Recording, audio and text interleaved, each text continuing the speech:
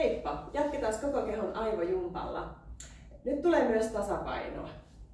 Eli nosta jalka ilmaan ja kuljeta pallo polven alta.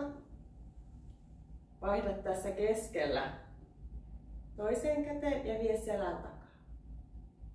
Eli nyt sama käsi vie jalan alta ja taas selän takaa. Eli tässä tulee tällainen kahdeksikko, joka keskikohta on tässä sylissä, toinen rinkula on tuolta jalan alta ja toinen on vartalon ympäri. Ja sen voi tehdä nopeammin.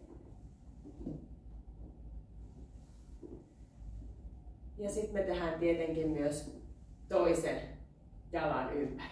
Lähteekin toinen käsi sieltä sivulta. Sieltä haettaa syvän tasapainon vartalon ympäri ja jalan alta.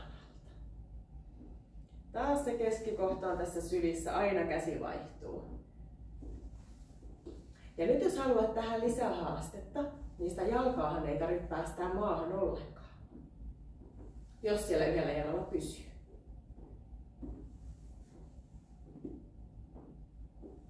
Näin. Ja aina voi vaihtaa myös suuntaa. Siinä vaiheessa kun juuri on oppinut sen, niin sitten on suunnanvaihto yleensä aina paikallaan. Eli joutuu taas vähän uudelleen organisoimaan päässä, että miten päin se pallo kulkee.